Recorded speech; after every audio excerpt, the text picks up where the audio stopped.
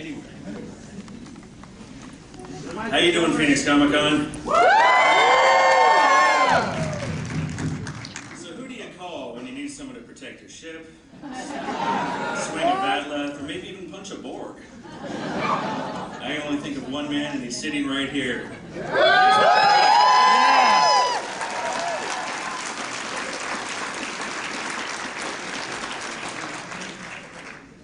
So we're going to be throwing out to you guys to ask some questions very soon. We have a microphone right here. If there's anything you would like to ask, please come up to the microphone, line up, and you'll get to ask your questions to Mr. Dorn. So I'll ask us a question or two to get us started. What's up? Bastards. Testing 1, 2. Can you hear that? Testing. Oh, there you go. Hello. Yeah, there you go. Very good. I accidentally gave you the trick mic, sorry. Yeah, I know. It's always a nice joke to, you know, like, hey, try this, Mr. Dorn. So your character of Worf apparently was a fairly last-minute decision, a last-minute addition. Yeah, it wasn't even fairly last minute. It was really last minute. I had called, because I heard they were doing a new Star Trek TV show, and I called my managers and agents and said, hey, look, you know, we want to read for this thing. And the casting director knew me, and so it was one of those things where they said, you know, we're really sorry, but it's already cast. If we have anything for you later, we'll give you a call. And that usually means, yeah, we'll see you later. And so, and that was it. And then 2 weeks later, I get a call. My manager called and said, oh, Michael, they want to see you for the role of a Klingon. And my manager said, what's a Klingon? And I started to describe it. And I went, that's okay, I know what it is. Because I was a big fan of the original show. And so I really knew what they wanted. And that was it. So, and it's amazing. I just described this, and it's just amazing to describe it. I don't think about it often, but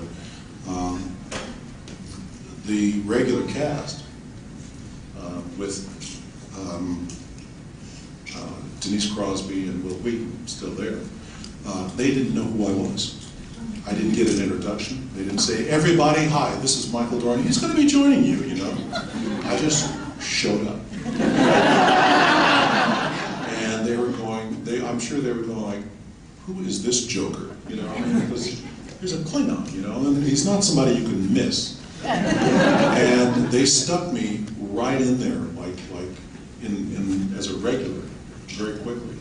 I mean, I went from the actual last audition where I got the job. They told me after the audition that I got the job. I had done 3 auditions, and I was in makeup that day, and not, you know, getting the makeup tests, and within about a week I was working. So it was just crazy. So, but I liked every minute of I mean, I liked that sort of getting thrown into, you know, something, you know, like without a paddle, and so it was a lot of fun. So having to develop that character kind of on the fly, you found that was a fun thing as an actor to have to do that? Well, 2 things happened. I actually snuck on the set as Michael Dorn, and of course nobody knew who I was. And I was just sitting there watching before I started working, and everybody was so, you know, wonderful. You know, like they were laughing. I mean, their characters. Let's go out in space and conquer them. Discover, and we're friends, and oh, this is my friend, and Brent's my friend, and Data, and Jordy, and they're all like happy, you know. And I said, and I just was like pissed. I mean, I made the character like mad at everything. Just to give it a little extra spice. You know, that's how it happened. And luckily, I went to Gene the first week, or first couple of weeks, and said, hey, what do you want from this character? And he said, you know, don't look at anything you've seen before, don't go by anything, you just make the character your own. And to an actor, that, you know, that makes us want to salivate, because that's just the way we love to work. And so I just made it in that way, and the writers took off from there. I mean, I barely said anything to him about anything. I mean, they just came up with all this stuff because he was so, like, you know, mad at everybody, and, you know, Klingons are the best and humans are weak and stupid, you know. And so, and it was great. It just kind of really turned his character into an interesting character to play, and I think for them it was an interesting character to write for. All right. Yeah. Well, we're going to throw out to you guys now. First question.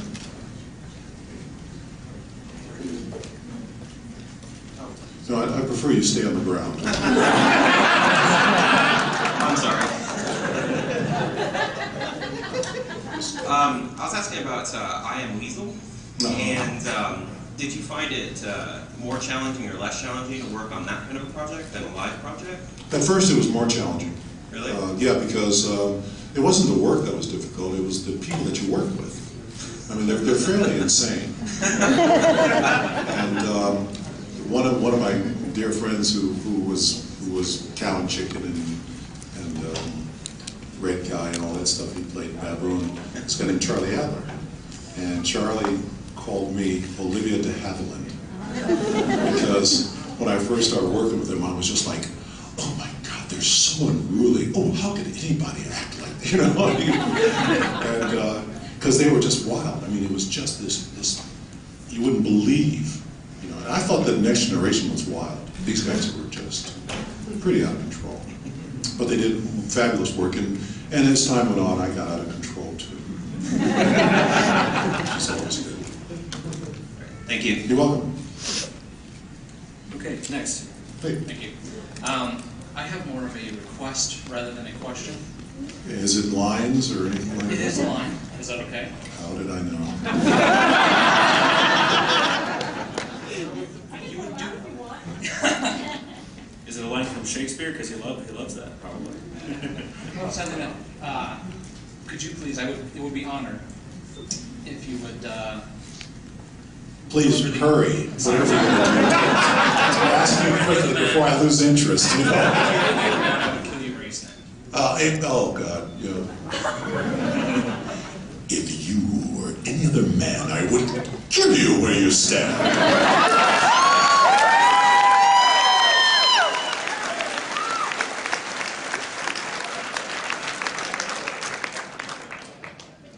Hello. Oh, 1 second, I've got to do something really fast here.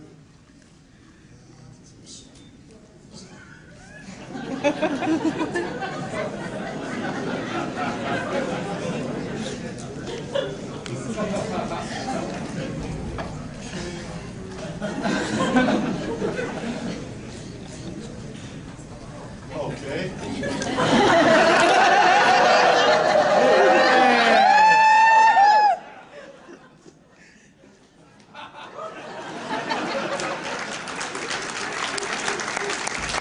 You can find yourselves on Twitter. I got my new account, aka Worf.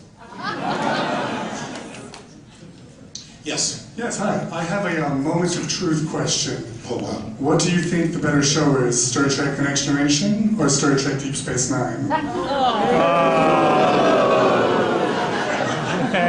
even on the spot. No, they're two different shows, and I'd say why, because Next Generation was a wild and woolly show, because you know, we were all, you know, out of our minds basically. I mean, there was laughter and fun, and we just did a bunch of interviews for the Blu-ray release of Next Generation, which should be fantastic. And you know, we were able to revisit our feelings about that. And it was true. It's just there were such strong, distinct, and funny personalities. Everybody just had their, and every person you worked with was a different day. You know, when you were going to work with Marina, you're going to work with Marina Sirtis. You know, and there's a whole set of shit that goes with that.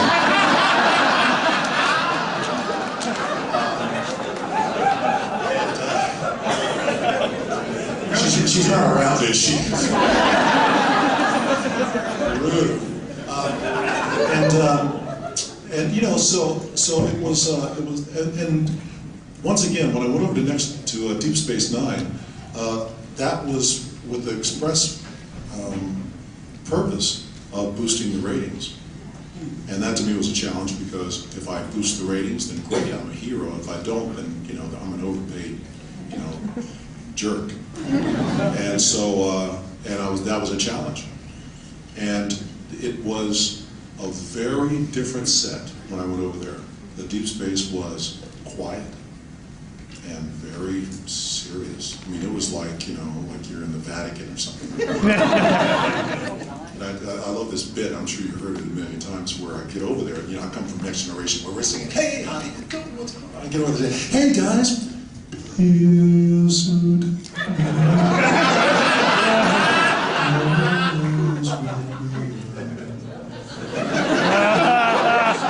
It's like, I'm going, hey, let's, they were just serious. But in about 6 months, I broke them of that. And they got to be a lot more loose and fun. But the question, to answer your question, I love Next Generation. I wouldn't change that for the world. But I love my work on Deep Space. I thought that was the best work that I had done. I love, like I said, there were some great episodes of Next Generation, but Deep Space was great. In fact, if you go on YouTube, they have somebody put together the greatest love story of all Star Trek, and they had Worf and Dax. And you really got to see it. I didn't do this. This guy did a wonderful job. How did Marina know that I had done this?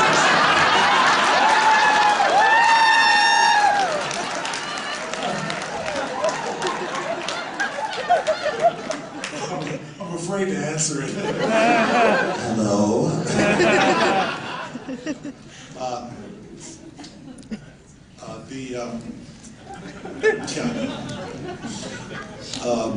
What was I saying? So it sounds like you enjoyed the work that you did more on Deep Space Nine, but Next Generation was the show. This guy put together this thing of the greatest love story on Deep Space Nine, and he has all of the Worf and Dax moments, which were many, many, many, many. And I didn't know that until I saw this, and it's 8 parts that he's put, and they're about 7 minutes each. And it's Worf and Dax, and it just hit me then that I had done a lot of really good stuff on Deep Space, and really took the character all over the place. I mean, you wouldn't believe it. So I mean, if I had to choose, I'd go back to Next Generation, just because it was the most fun 7 years I've ever spent. So. Thank you. You're welcome.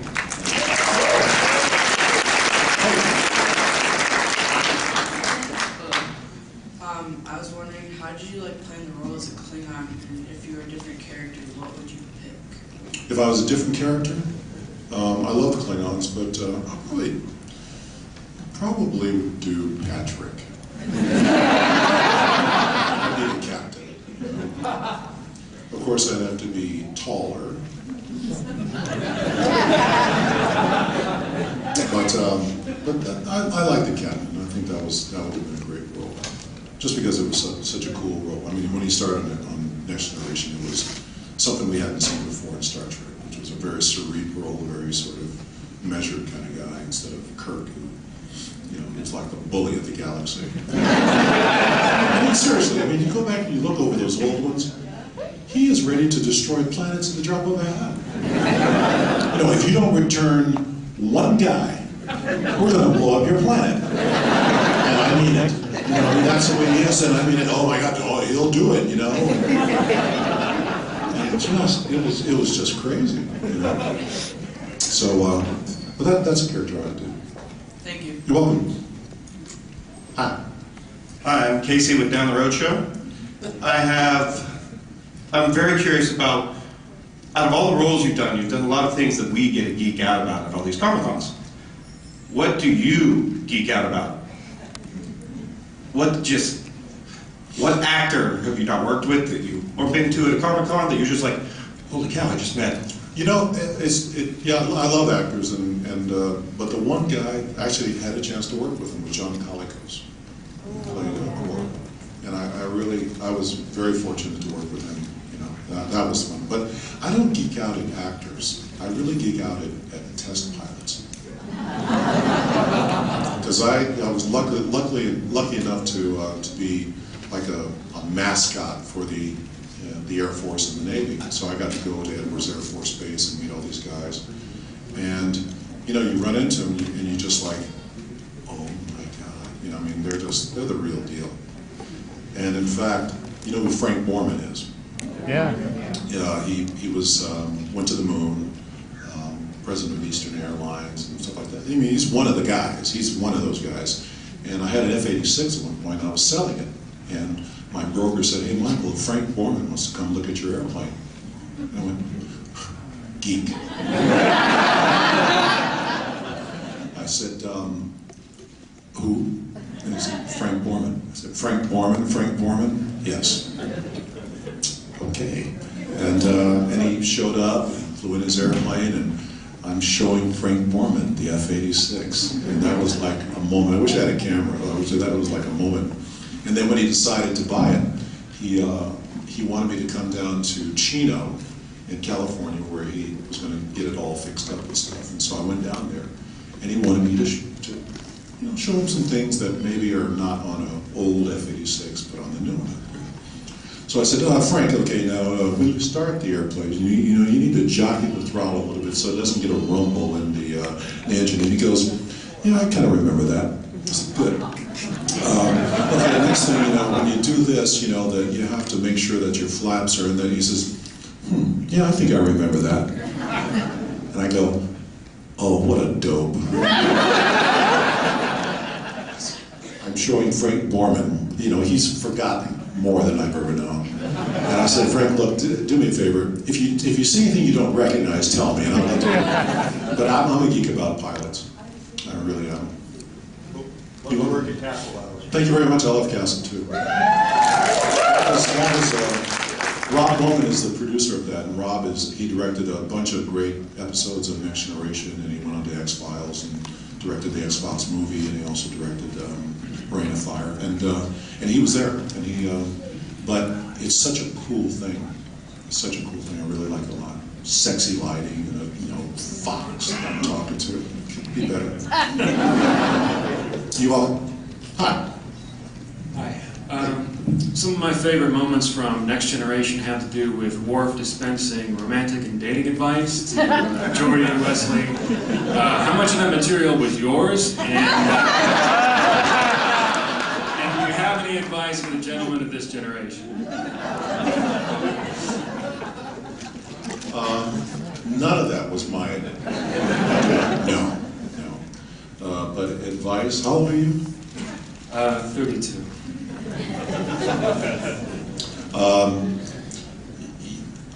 Let me put it this way. You'll never know nothing, ever.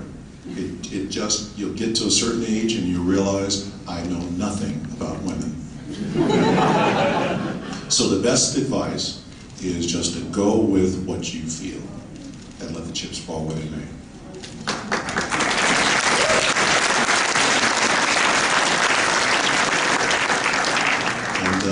For you women out there, please give us a break. Just once, twice a year, just give us a break, you know? Oh, God. It's funny. You know, I'm a single guy. I've been single all my life. And, you know, you get to the point, and I have fun with Marina and everybody, because they just go, you know, I just don't know anything. I said, Michael, what do you think she's thinking? I have no idea. Either she loves me, or she wants to set me on fire. Could be both. Just don't know. Hello. Hi. I was like, just yes, wondering, out of all the characters you've played, which one's your favorite? It's got to be Worf is my favorite. I played a bunch of characters, but I think Worf is probably the coolest character I've ever played. Yeah, he's. I'm thinking about. I don't know if they're ever going to let me do it, but I'm thinking about going to Paramount on my hands and knees and allowing them to do a a small Star Trek movie, like a TV movie or something for cable, that stars Worf. Just, I don't.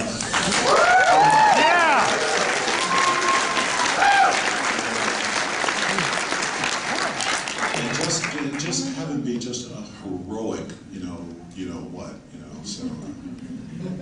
Cool. Yes. I also love your work on Castle, Thank and you. I was wondering, are you really an uber bad guy and responsible for Kate's shooting? Because you come off as kind of very secretive and maybe underhanded, and are they going to expand your role into this uber bad guy? No, actually, that's a psychiatrist. And they are, secretive and strange and all that. But the last episode, I don't know if you guys saw the last episode. Yeah. They actually, the funny thing is that she and I, you wouldn't believe it, but she would go so well with Next Generation because she and I are like almost in tears. She has me crying most of the time because I'm laughing so hard at what she's doing. And I think they saw a little bit of that while we were rehearsing. And they said, because there's one time I said, she goes, Doctor, how can I do it? And I said, well, I can help. Not the last episode, one before. I said, because I can help. And they said, cut. She goes, are you trying to hit on me? And I said, well, if you have to ask, I'm not doing a good job. So, and in the last episode, they let us, she was doing some funny stuff, and they kept that in, and they asked me to do it, this one bit where she says, what should I do? And I go, what do you think you should do? And they kept it in. I didn't think they were going to do it, but they kept it in, so we'll see. But it's a blast, yeah, thank you. Hi. Hi, Mr. Dorn. My name is Travis McDonald with the State Press. I'm wondering, previously prior to your role as Worf, what specific characters that you had played helped you create Worf? And since your role as Worf, how has that acting experience throughout your entire Star Trek career helped you with roles since?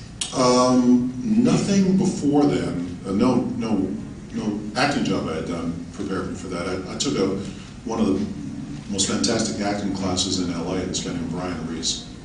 And he basically opened up a lot of actors, but I'm one of them that he opened up in terms of learning not how to act, but how to get the job. And that's one of the things that he was teaching. And he's the one that opened me up. In fact, one of the things he did, I had a mustache for many, many years. And I was married to that mustache. And he said, Michael, you gotta shave that thing off. Are you out of your mind? And it was true, when I shaved it off, it was like, basically you were naked, because there was nothing, you're not going, hi, I'm the Black Tom Selleck,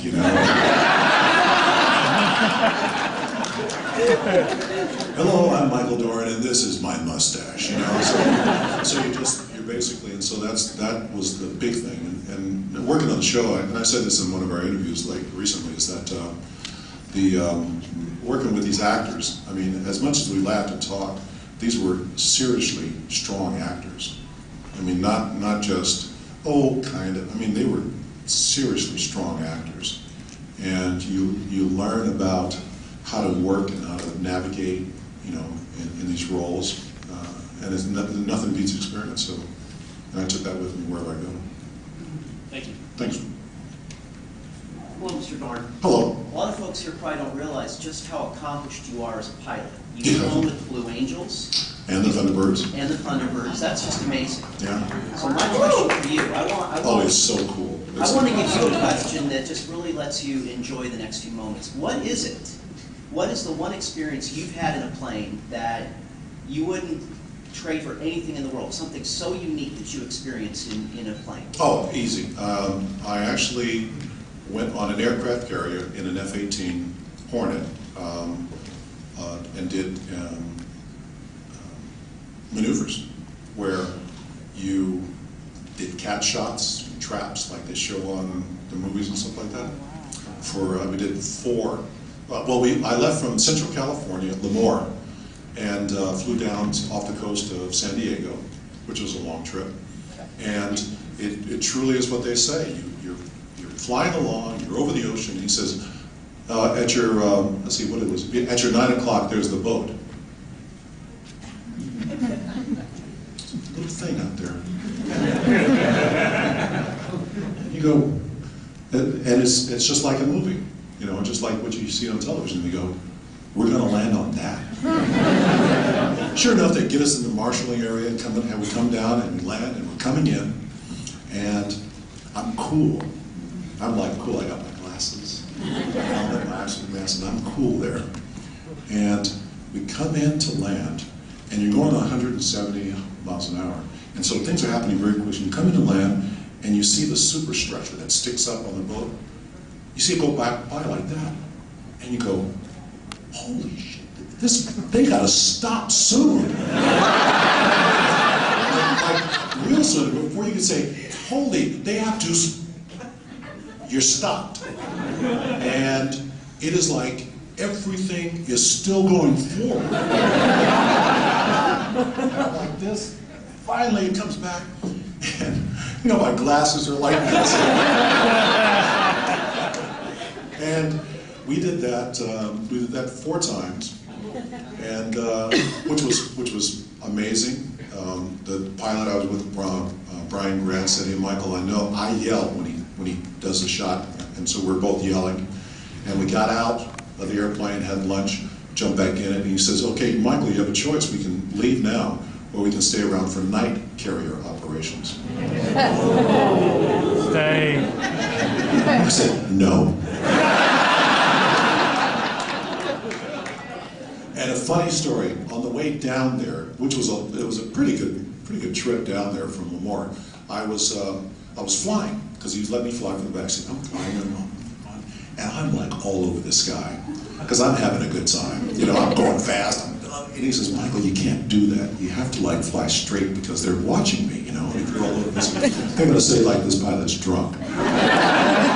So we get there, and just before we land, you know, on the boat, he takes over. So we go through the whole thing, and then we're on our way back because we had to go back to Central California. And he says, "Okay, you got the airplane," and I'm flying, and I'm holding speed and altitude like a professional, and I'm just, man, I am good. And I'm like, yeah, you know, it's cool. And I start going like this, and nothing's happened. The airplane's not moving.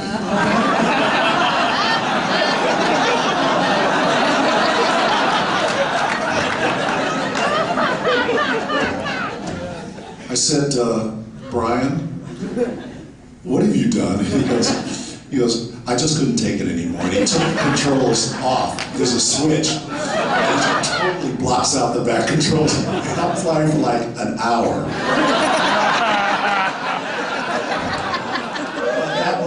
That was, after that, I don't care what I did. After that, it was just sort of like, everything else was nothing compared to that. That was incredible, spectacular. Another funny story is I was supposed to, I did one ride with the Blue Angels early, and they only give you 1 ride per person. And so I did a couple of videos for them, you know, their promotional videos. You know, I did the voiceovers. And the last one, they said, "Hey, look, you know, we want to give you, you know, another ride." And I said, "No, I've already had my ride." They said, "No, information. So we're going to do information with the whole routine." And I went, oh. And so I went down to Miramar, and I got bumped by an admiral. They said, "Don't worry, we got another ride for you." Okay. Then I went to Point Mugu, just north of LA, and Point Mugu is famous for bad weather. And so they couldn't do the show. They said, "Sorry, Michael, we're doing a low show. We can't, you know." Okay. But we did, don't worry. Then I went to Oakland, and this is the time I went into the briefing that they do. I don't know if you've ever seen that, where they sit with their eyes closed, and they go through the whole routine with their eyes closed before they go out to the jets. And I'm sitting there, so cool, flight suit, the whole thing. And then they said, "Okay, now we go out to the airplane." I jump in the airplane, canopy comes down, and I'm just, you know, you can see me, I'm just like, the airplane brakes. I mean, literally brakes. I mean, before we started, you hear the controls that talk to you. They say, aileron, right, aileron. And the guys are taking out these black boxes, putting in all that stuff and trying to fix it. Nothing worked. And the guy said, Michael, I'm sorry, I got bad news. I got good news and bad news. Good news is we have another airplane. Bad news is you can't come with me. Canopy comes up and I get out. Then, to make things worse, one of the little sailors who's working there says, oh, Michael, we have your video from the flight. And if you watch the video, I get in the airplane, canopy comes down, canopy comes up, and I get out of the airplane. So it was a beautiful time. But let me tell you something, the best part is meeting all the kids that are working out there. I mean, these kids are 18 to 19 years old, and they're working 14 hours a day. Really hard work, so that was always good. Thank you. Thank you. You know, thank you. You notice how I love airplanes, so. Great question. Yes. In the science fiction genre, have you ever got to play a human, or were you always an alien? I think of the genre. No, I played humans in there. I mean, I played a general and I played nothing, but Oh, which shows? there's one called Descent that I played. There's one Outer Limits where I played a human at first that turned into a monster. I figured that he was infected through the whole thing. Yeah, sure. He wasn't infected at first, but then he became infected, turned into a monster. But no, my stuff has usually been, you know, I play generals and kind of straight-laced guys who are telling people, you know, we can't do that. It's against the war. It's against the rules, you know. Stuff like that. So, You must have to find out. yeah, thank you. Hey, dude. How are you? Good. How are you doing?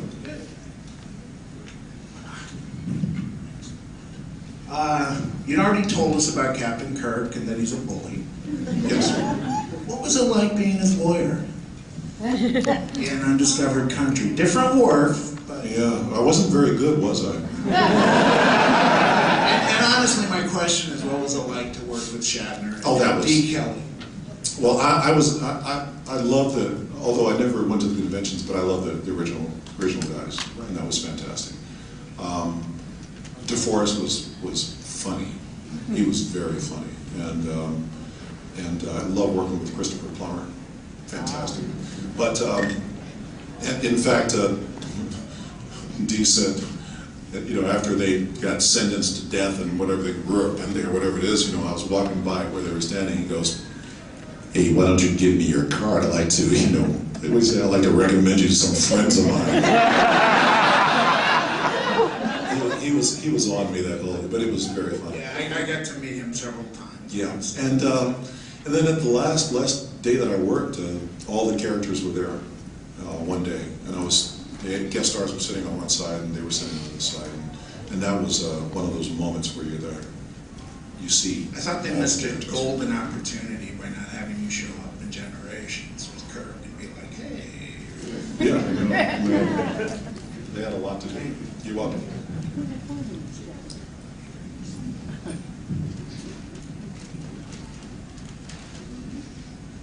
Cool. Hi. So I've asked this question of a lot of different actors I've met at the various cons that I've gone to. And you were talking about how on Next Generation, it's a very funny show. You guys always were laughing, joking, having a great time. I think that's terrific. I think we all would like to have an experience like that. But we as viewers, we always get the end product, right? After all the scenes are shot and the takes are taken and it's edited, and then we get it, right? So when you watch it, and I'm guessing that you watched it, do you watch it from an objective viewer standpoint like we do, or is your viewing experience tainted by the fact that, oh man, right after this scene, you know, I went and Will Wheaton tripped down the stairs to his trailer and that was so funny and that kind of ruins the scene for you a little bit? I don't know if that really happened, but no, I was just curious how the viewing experience for you is different versus what we see. Not much. I mean, there was so much going on that it was very difficult to remember those moments. I mean, the only thing that I remember clearly, or that was something that I see whenever I see it, is whenever Jonathan and Patrick would be at the front view screen, and they do their things, and whatever they're talking to, some bloody aliens, and they turn around and walk back to their chairs. I'm facing them. and Patrick and Jonathan are always making faces at me.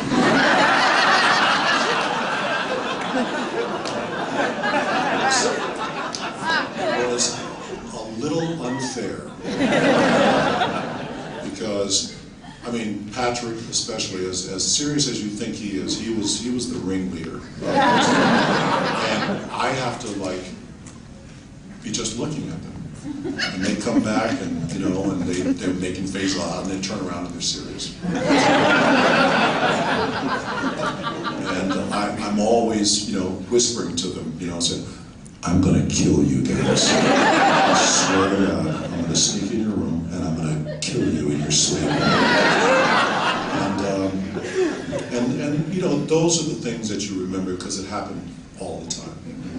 Patrick would always run and jump, and you know, I don't know, he always wanted to fight me for some reason.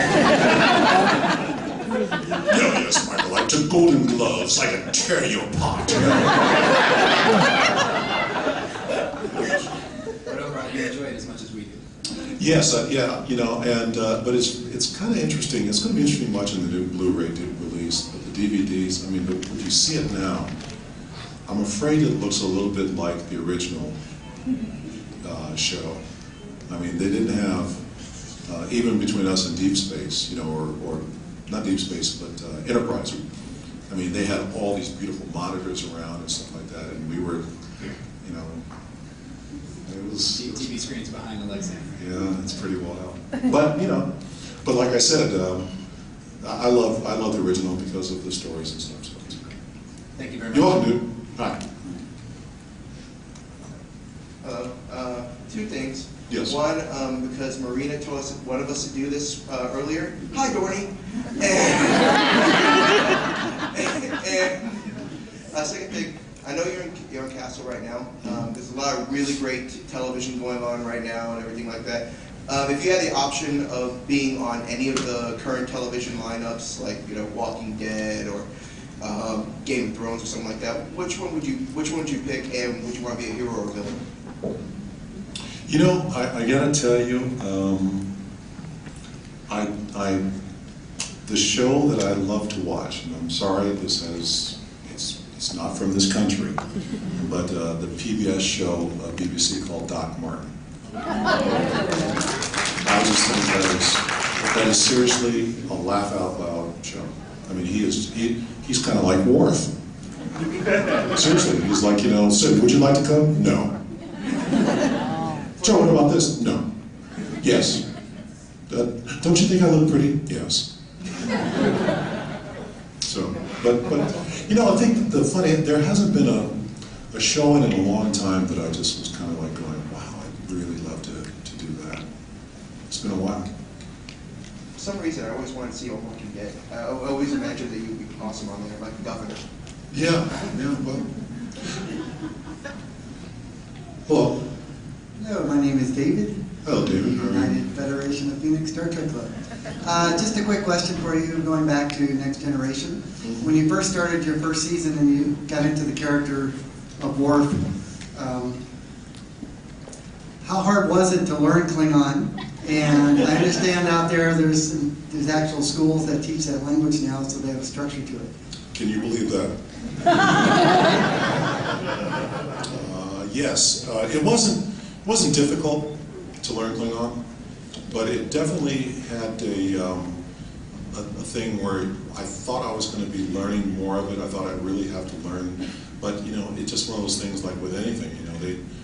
You open the script and there it is, and you learn it, and after you learn it, it's gone. And so there's only a couple of things like Nuknek, is Klingon and Parmakai and those type of things, Tai Wikon, but there's just things that kind of stand out. I just didn't really have after a while, you're just basically trying to learn the lines. It's probably like the technobabble the engineers. Yeah, exactly. You have to. They spout it out and then forget it. But they do have. I got invited to Klingon language camp one year, and I declined. But it was. But they do have things like that out there. Hi. Is there any chance that you might make a guest appearance on The Big Bang Theory?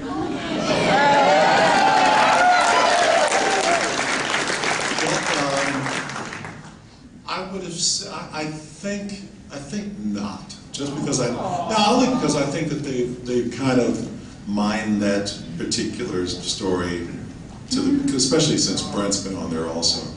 I mean, I thought when they first had Will on, they should have, what they should have done, or what I would have loved to have been part of, is that if they hired me to like beat up Will or something. This Worf will have to beat him up, yes. And I get there and I go, hey Will, how you doing? I love you, man. You know, and they go, oh my God, I wasted my money on you. You're not Worf. But yeah, no, I think they've mined that to where it's going to be. Also, I want to ask you guys something as a favor. I wrote a movie a long time ago with my friend Anne Marie Johnson, and it is a romantic comedy. And I wrote it for a lot of reasons. I wrote it because people said I should do it.